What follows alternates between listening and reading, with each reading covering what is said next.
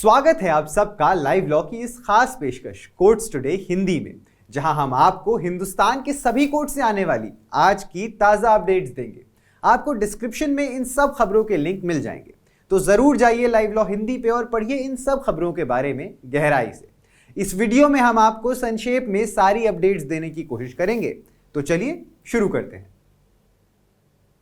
पश्चिम बंगाल के राज्यपाल ने पश्चिम बंगाल सरकार द्वारा अनुशासित सूची में से उम्मीदवारों को नियुक्त करके कुलापतियों की 6 रिक्तियों को भरने पर सहमति व्यक्त की है।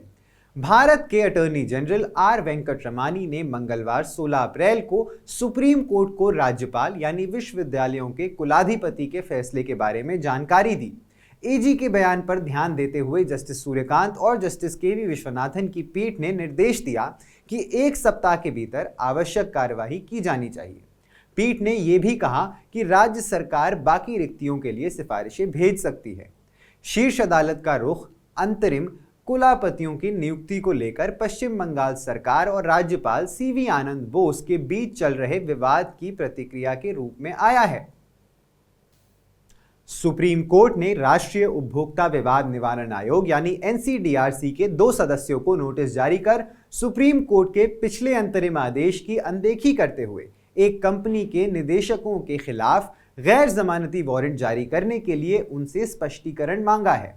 कोर्ट ने कहा कि 1 मार्च को उसने एक अंतरिम आदेश पारित कर निर्देश दिया था कि एनसीडीआरसी के समक्ष लंबित निष्पादन याचिका में कंपनी के निदेशकों के खिलाफ कोई दंडात्मक कदम नहीं उठाया जाना चाहिए। हालांकि 8 मार्च को एनसीडीआरसी ने निदेशकों से अनुपालन का हलफनामा दाखिल करने को कहा। बाद में 2 अप्रैल को एनसीडीआरसी ने निदेशकों के खिलाफ गैर जमानती वारंट जारी किया। न्यायालय ने एनसीडीआरसी द्वारा पारित आदेशों के संचालन पर भी रोक लगा दी। सुप्रीम कोर्ट इस मामले की अगली सुनवाई 24 अप्रैल को करेगा। शराब नीति मामले में न्यायिक हिरासत में चल रहे मुख्यमंत्री अरविंद केजरीवाल को जेल से सरकार चलाने की अनुमति देने के लिए दिल्ली हाईकोर्ट में एक जनहित याचिका दायर की गई है। पेशे से वकील श्रीकांत प्रसाद द्वारा दायर याचिका में केजरीवाल के लिए वर्चुअल कॉन्फ्रेंसिंग के माध्यम से कैबिनेट मंत्रियों के साथ बातचीत करने के लिए आवश्यक व्यवस्था की मांग की गई है।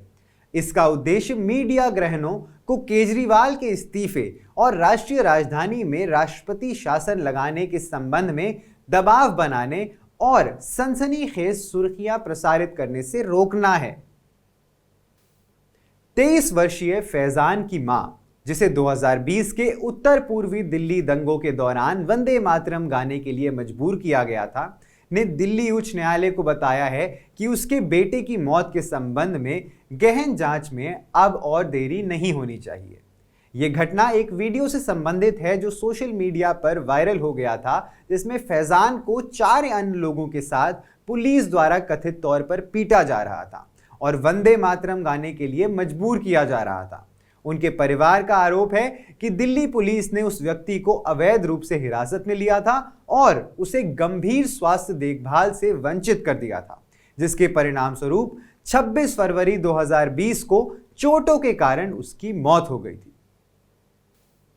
भारत में कम गुणवत्ता वाले लॉ कॉलेजों की बढ़ती संख्या के बारे में चिंता जताते हुए बार काउंसिल ऑफ इंडिया ने सभी विश्वविद्यालय के कुलापतियों यानी चांसलर्स को पत्र लिखकर नए कानूनी शिक्षा केंद्रों के लिए अनापत्ति प्रमाण पत्र यानी एनओसी देने से पहले बेहतर निरीक्षण करने का आग्रह किया है। बीसीआई ने कहा कि जहां वो एक नियामक भूमिका निभाते हैं, वहीं विश्वविद्यालयों और सरकारी निकायों को भी गुणवत्तापूर्ण शिक्षा सुनिश्चित करने में सक्रिय रूप से शामिल होना चाहिए। उन्होंने बुरे लॉ कॉलेजों की वृद्धि को रोकने के लिए सहयोग की आवश्यकता पर प्रकाश डाला। बीसीआई के पत्र में कहा गया है कि अपने सामूहिक प्रयासों के बावजूद परिषद को घटिया लॉ कॉलेज के प्रसार से उत्पन्न महत्वपूर्ण चुनौतियों का सामना करना पड़ रहा है। केंद्र सरकार ने सुप्रियो बनाम यूनियन ऑफ इंडिया मामले में सुप्रीम कोर्ट के फैसले के निर्देशानुसार समलैंगिक समुदाय से संबंधित विभिन्न मुद्दों की जांच के लिए 6 सदस्यीय समिति का गठन किया है। समिति की अध्यक्षता कैबिनेट सचिव करते हैं और इसमें गृह विभाग, महिला एवं बाल विकास मंत्रालय, स्वास्थ्य एवं परिवार कल्याण विभाग, विधायी विभाग और सामाजिक न्याय एवं अधिकारिता विभाग के सचिव शामिल होते हैं। बॉम्बे हाई कोर्ट ने हाल ही में लोनावला में ट्रैम्पोलिन पार्क को लोकप्रिय कॉमेडी श्रृंखला जो 1990 में शुरू हुई थी, मिस्टर बीन के ट्रेडमार्क, कलाकृति, उपकरण या चरित्र का उपयोग करने से रोकने के लिए एक पक्षीय विज्ञापन अंतरिम निषेधाज्ञा दी। श्रीमान बीन यानी मिस्टर बीन शब्द या कोई अन्य ट्रेडमार्क, कलाकृति और चित्र भ्रामक रूप से वादी के प्रसिद्ध पंजीकृत उक्त ट्रेडमार्क के समान किसी भी चिन्ह का उपयोग करके किसी भी व्यावसायिक गतिविधि का संचालन करने से भी रोक दिया गया। ज्यादा जानकारी के लिए सब्सक्राइब करिए हमारा YouTube चैनल या विजिट करिए हमारी वेबसाइट www.livelawin, जहां आप इन सारी ही खबरों के बारे में अच्छे से जान सकते हैं। लाइव लॉ हिंदी पे आपको हिंदी में सारी ताजा अपडेट्स भी मिल जाएंगी। अगर आपको ये वीडियो पसंद आया है तो जरूर लाइक करिए इस वीडियो को और कमेंट करिए अपने व्यूज। हमें YouTube पर सपोर्ट करने के लिए हमारे चैनल को ज्वाइन करिए एज अ मेंबर और सिर्फ 89 रुपए प्रति माह में आप हमें सपोर्ट करके लीगल जर्नलिज्म को प्रमोट कर सकते हैं। धन्यवाद।